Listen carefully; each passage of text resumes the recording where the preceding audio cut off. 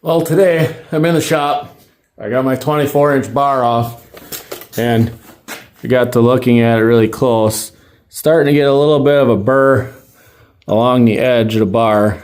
So I got my vise just sitting on the bench because, since I started redoing my shop, I haven't gotten this side finished and got my bench on this wall here yet, which is where my vise will go because I do not want my vise on that bench. So I'm gonna basically get this trued up and cleaned up a little bit, and then I got some chains to sharpen because we're gonna have some fun tomorrow. We have a tree job that we're gonna be doing, which is gonna be fun. We're sawing out some saw logs for my dad and uncles, so we're gonna have some fun. I got saws in here. I got my 28-inch bar on because we got some big ones to cut, so I'm gonna have some fun with that tomorrow. And it smells really good in here because, of course, I fired the saw up in the shop. So we're going to get this done.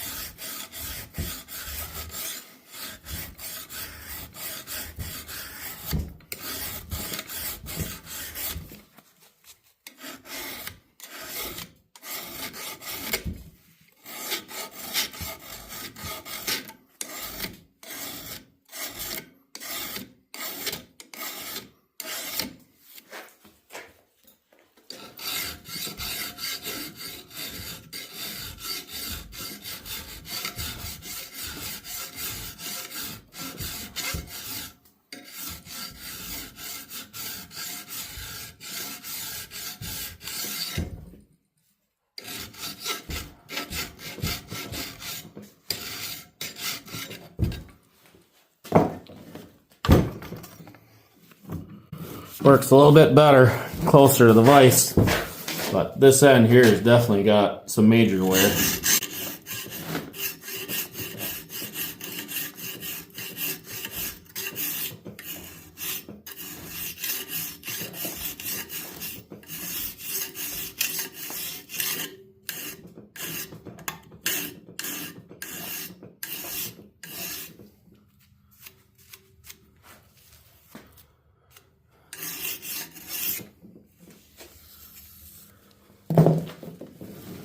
That side looks good. I'll just flip it over and we'll do the other side and get that side cleaned up. Basically, I'm just filing down to take that outer burr off so that the top is flat again. That way it doesn't cut crooked, because if your chain's riding crooked, it's going to cut crooked, which nobody wants a Husqvarna to cut like a steel, or like somebody's bad sharpening job where they're only sharp on one side. So I know my chains are usually always good and sharp, so I want them to cut straight. Tomorrow I need them to cut straight. The straighter my cuts are tomorrow, the better.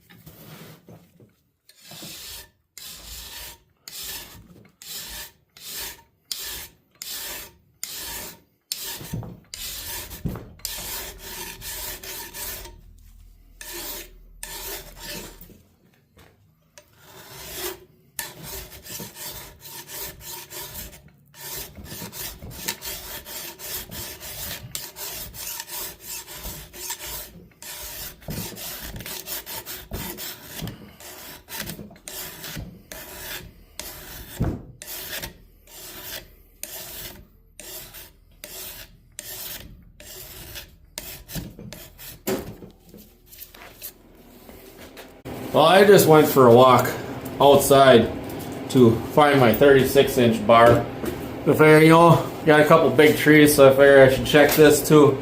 This one's got a little bit, so I might as well clean this one up too. You know, it's being cold outside, my cheeks are cold, but you know what? It felt really good to walk back in the shop where it's heater's going and it's, I don't know, 70 degrees in here. So I guess considering that I don't have my shop completely done yet, that I'm getting 70 degrees in here, and it's probably in the teens outside. It's supposed to be really cold, I guess, tomorrow, so we're gonna have some good cold weather, I guess, for cutting. So I guess little maintenance and get everything all prepped and ready tonight, so that way we're good for tomorrow. So this bar here, this is actually the first time I've had to clean up this edge on the bar. So it's, I don't know, probably not used as much as what I originally bought this saw for, with the 36-inch bar, because I originally bought this, my 390 with a 36. Bought it basically for cutting all my big wood. And then I got smart and I'm like, you know what, I like that saw, so I bought a shorter bar. Shorter bar works a little faster for cutting, so now I use my 390 a lot, so I guess having multiple bars for it isn't the end of the world. So this bar is heavy.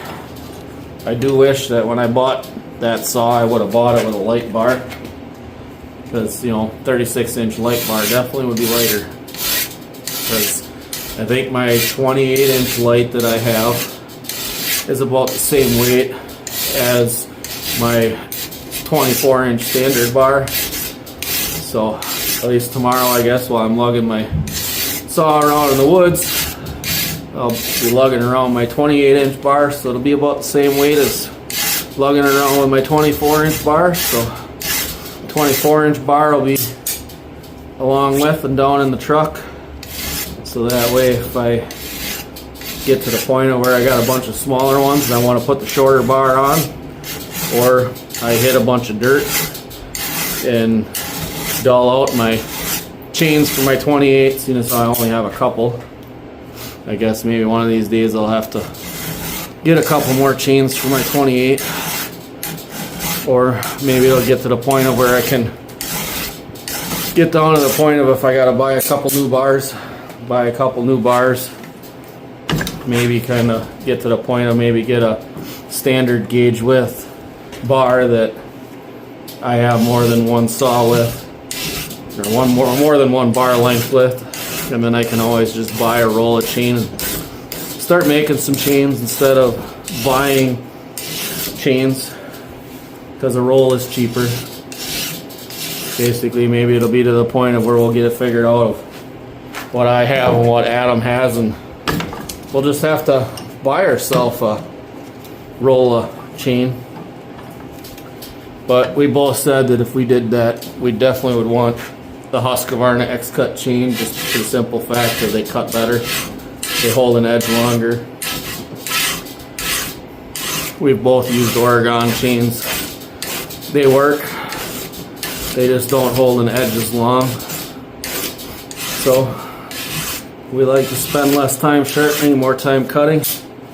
I guess you spend a little bit more on your chains, you spend more time cutting, less time sharpening. So a little bit of maintenance on the bars helps. You know, if you maintain your bar starts getting a little wore on the edges, clean it up, chains will run better. I should probably one of these days get a couple new drive sprockets for my saw, because I am getting a little bit of wear in the drive sprocket now on that saw.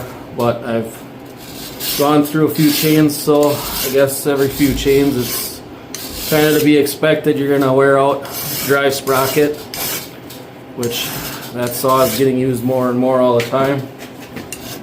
Simple fact of I like my 390 when we do tree jobs for dropping the tree.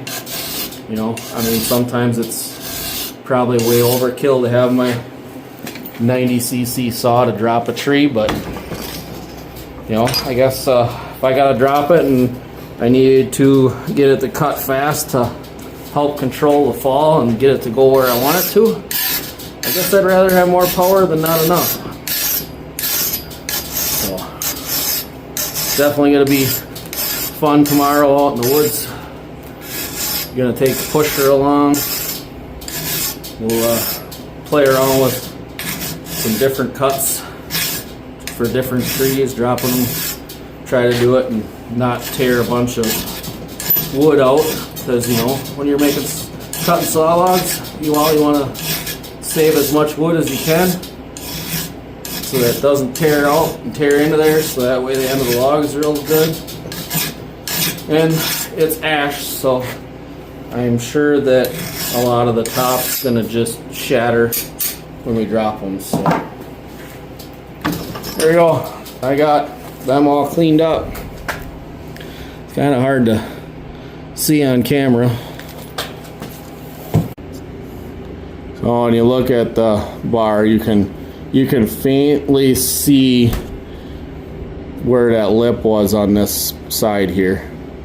But now when you look at it, it's nice and clean and smooth all the way along. And it's nice and clean and smooth on the other side of the bar all the way along on my 36.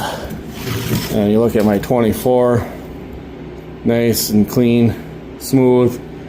I'll take them out by the air compressor and just blow the filings out of there. That way they're not getting in the bearings on the drive sprocket on the end. So, got them all done. So, we're looking forward to having some fun tomorrow. So, I guess that's my truing up of the bars. So, thanks for watching. We'll catch you on the next one. Bye.